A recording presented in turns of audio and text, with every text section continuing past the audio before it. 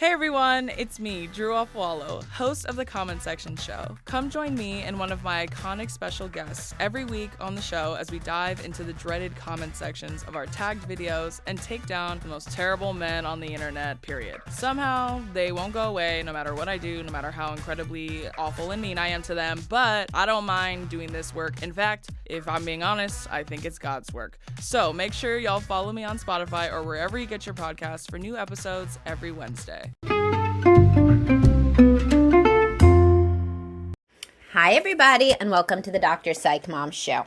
Today I'm going to talk about how a simple reframe can really help you grow in empathy toward your wife, which is thinking about how your mom or your aunt or your grandmother or any women in your family acted at her age.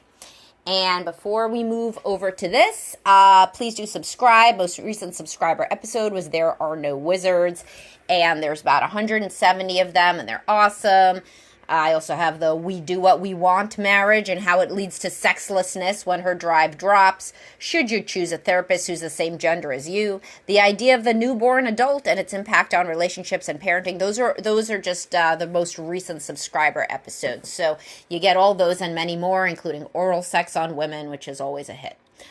Not always a hit with the women, so that's what I discussed there. Okay, so a lot of guys, they almost don't put their wife in the same framework as their mom or other women, that they knew growing up. It's almost like it's strange. I work with very smart people and, guys who are generally very, introspective and obviously successful, intelligent, but sometimes they put their wife in this separate category of women. It's like she is a manifestation of everything they want in their life. So it's like they totally forget that she's just like a woman. And I talk about this a lot with posts like stop caring so much what your wife thinks and things like that. Your wife is a woman. She's like a person. She's a human being. She's going to age in much the same way as every other woman. And she's going to have needs and thoughts and beliefs and whatever that are much the same as any other woman. And guys who struggle with their wife being just like other women usually have some narcissistic traits. Because if their wife is just like other women, then that means that they may be just like other men. God forbid that should be true. So, they definitely want to be special and different and stay young forever and be the most successful and the most energetic and the most dynamic man in the world. So that if I come in and say your wife is just a woman, then they have to confront that they may be just a man. And these are also men who have very high standards for their children and have to be taught what's developmentally appropriate. So, for example, they think a teenage boy should be getting up and working on a business or something instead of like laying around and eating chips and gaming. And while it's good to have high standards for your children in some regards, you also need to understand what's developmentally appropriate, so that you don't expect your child to be superhuman. And it's the same thing with your wife. And it's the same thing with you. Because when these guys age and they lose some of their virility and their intellect and all of these things that happen over time, with age, then they get very, very upset, more upset than they need to get because it should have been expected, right? Age should be expected. The only things that are certain are death and taxes, well, aging also. So anyway, let's take an example. So let's say I'm talking to a guy and he says, I'm 55. My wife is 55. You guys remember, because I teach you that the average age of menopause is 52. So this woman is postmenopausal. And the guy says, I'm very active. I do all these sports. I do CrossFit. I do whatever. And I'm always learning. I'm always growing. And she just really wants to watch TV, read her book. Sometimes she goes to dinner with a friend, and she's not very interested in our sex life. And, this is terrible, basically. And so sometimes I say, what was your mother like at this age? So it's telling because they're like, wait, I don't know. Wait, how old is she? And then we got to do like 5 minutes on how old the mother is because this is how little the average man thinks about his mother as a person. For real. Like, I mean, and it's something to think about in and of itself. Is interesting that you could get from this episode is guys will tell me, this isn't all guys, right? But a lot of guys will tell me like, oh, my father, when he was this age, he did this. When he was that age, he did that. He was in the military, this to this. I was like, what about your mother? They're like, I don't know. Like, I'm sure she was doing something. So a lot of guys, and this is not just the guy's fault. I have posts that are literally like, women, if you want your son to understand women later in life, share your feelings with your son, you know? Because a lot of women put the guy on a pedestal. And of course, that leads to a more narcissistic guy, which is the type of guys I'm talking about here. More self-involved because she puts him on a pedestal. She thinks he doesn't really want to know much about her, and why should he? He's perfect. He's wonderful. And so she has low self-esteem. She puts him on a pedestal, and so she never really tells him anything about her. So it's kind of not his fault that he doesn't know anything about her. But, you know, if he's a regular kind of guy, he loves his mother, and he doesn't really think much about her internal world or really anything about her, but he loves her, you know, so that he's happy to talk about her. In some cases, of course, men have terrible conflicts with their mothers, but, you know, that's not the norm. You know, the norm is that a man, you know, loves his mother, or at least he finds something positive about her. And so I say, well, what was your mother like when she was the same age as your wife? So, you know, we figure it out. We do some calculus. We figure out how old she is now, all of this.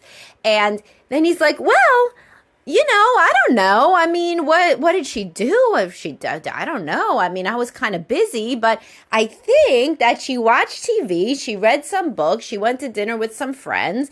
And, you know, sometimes her and my dad went to dinner. And I was like, well, you know, what does that sound like? You know, this sounds like your wife, right? Doesn't it sound like at the same stage of life, people do the same things? And he's like, oh, no, that's different. You know, I specifically didn't marry a woman like my mother. Did I tell you for the 15th time how we met when we were out at a club? I was like, guess what? Your mother probably went to a club too when she was 25 years old, right? And over time, you get tired, and women, especially after menopause, change a lot. Perimenopause has you change a lot, and you get tired. And tired is the key thing that a more self-absorbed man, and, you know, it's not flattering to think of yourself in that bucket, but, you know, continue to listen with an open mind. A more self-absorbed man hates tired because you only have one life. He wants to be basically like that commercial of the most interesting man in the world. Every moment has to be accounted for. Everything has to be wonderful and dynamic and forward motion and, you know, Instagrammable, even if he doesn't have Instagram. And, you know, having a wife who's tired makes him feel old. I have a podcast that says that women feel younger and more energetic when they have young, cuddly kids, and men feel younger and more energetic when they have young, cuddly wives, you know? I mean, at the extremes, when a guy is pretty self-absorbed, he says, fuck this whole marriage. I want somebody who's going to go bungee jumping with me and have, you know, every sexual experience I ever didn't have before, and, you know, et cetera, and he just dumps her. Now, this is not most guys, you know, most guys stay with their wife till the end, and they're loyal. But at the extremes, the even more self-absorbed guys than the ones I'm talking about just ditch the woman for an updated model, and that's a stereotype because it's true for certain men. Maybe like, I don't know, 10%, something like that of men will do that.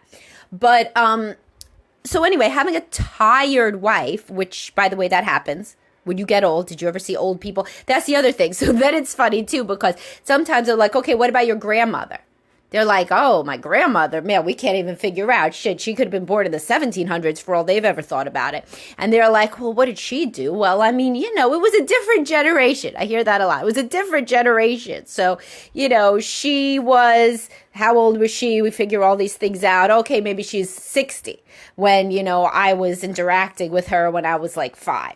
And yeah, she went to bingo, she went shopping, she hadn't been, you know, my grandfather had died, so she had been a widow for X amount of years, and, you know, she was in the church, she volunteered, she made baskets for the hungry, that's what she did. And so, you know, I'm like, Well, your wife is coming up on that. In 10 years, or let's say it's an older guy, in 5 years, or let's say it's the same age, at this point, your wife is where your grandmother was. Do you think anybody was trying to get your grandmother to give blowjobs all the time and to, travel here and there in the other place and to, constantly be growing and learning and whatever the hell you're trying to say that your wife should be doing in order to be a better soulmate to you? No. Your grandmother was at a different stage of life, and it's not because it was a different generation. The evolution doesn't move that quickly, right? It doesn't move in 50 years. An organism doesn't change. So basically, that is who your wife is. Maybe she will dye her hair because now we have different conventions and fashion for what a woman's supposed to look like at 65. Like that meme with the the Sex and the City women when they did the reboot versus the Golden Girls women. They were supposed to be the same age, but all the Sex and the City women were looked like 20 years younger because they had all this Botox and fillers and the hair and all this stuff. But they were the same age as the Golden Girls women. So that was a funny kind of meme that people show for how conventions change over time in terms of youth and what you're expected to look like. But anyway, thinking about what your mother and your grandmother looked like and acted like can really be quite interesting. Because especially for these men that have completely repudiated their own fathers, they've said, you know what, he was passive, he was tired, he was boring, I'm going to be everything that he's not. Well, okay for you, but that doesn't mean like every human is like that and is motivated by that, and frequently that is what needs to be interrogated. Is you had basically a childhood that was not that happy overall. You found your parents to be kind of, disappointing. Maybe they were emotionally neglectful. Maybe they didn't pay much attention to you. So then you repudiate their entire life and you try to make it into this completely different life that's going to be exciting and dynamic and all the things that you didn't feel that your upbringing was. But you're still a human. You're still the same organism, and so is your wife, And also, guys that are super duper dynamic don't frequently marry women that are as dynamic as them, even when they're young, because they have to run the show. Who's going to be at home minding the kids and the home and all of this while you're making your seventh business? It's I talk about this a lot, is like, the woman who's okay with you leaving all the time, traveling for work and focusing on your career, she doesn't want you around every second once you retire. It's not the same woman. So a lot of what I discuss in my podcast overall is managing expectations and getting expectations in line with reality and seeing how certain ways that you're expecting your partner to be are not normal for them given who they used to be. Like this, you can't just marry somebody who's avoidant enough that they let you do anything you want and then expect them to be preoccupied when you want to focus on the relationship later on as other things fall off your plate, as you make your money, etc. Similarly, all people kind of act the same in certain ways. It would be like if you went to the vet and you were like, well, I would like my dog to live to 30 years old. Your dog's not going to live to 30 years old because dogs don't live to 30 years old. They just don't. And so, maybe there's some Guinness Book of World Record dog, but it's not likely going to be yours. So what you have to do is work within the lifespan of a dog that's in discrete stages. I talk about this all the time.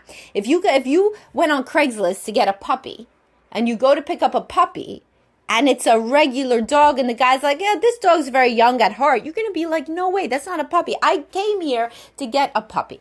So when you expect your wife to act like a puppy when she's an older dog, or you think you're always going to be a puppy, even when you look like an older dog, then your expectations are not concordant with reality, and then there is stress on the marital unit because you are living in a delusion.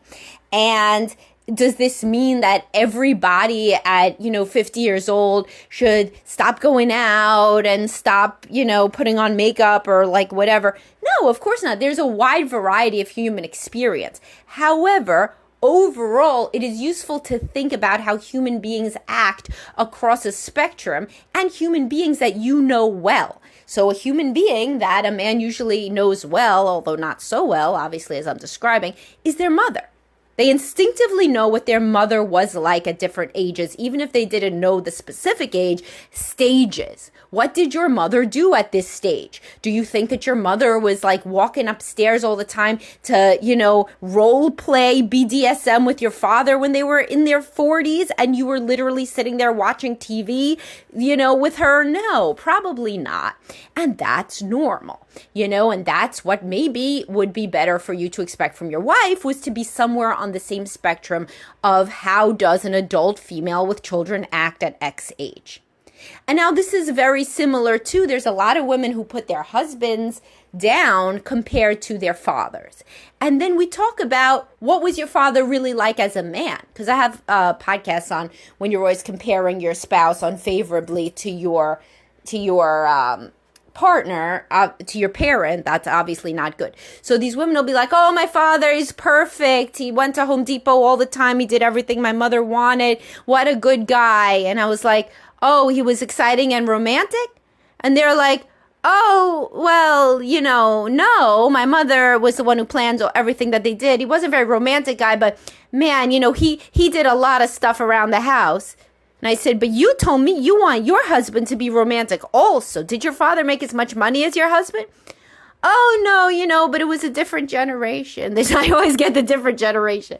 It was a generation with no money. It was a different generation. So, so I'm like, so basically what your father did is he showed up, your mother made the plans. He was handier than your husband, I'll give you that, but basically it sounds like he had some strengths and some weaknesses, like kind of like your husband.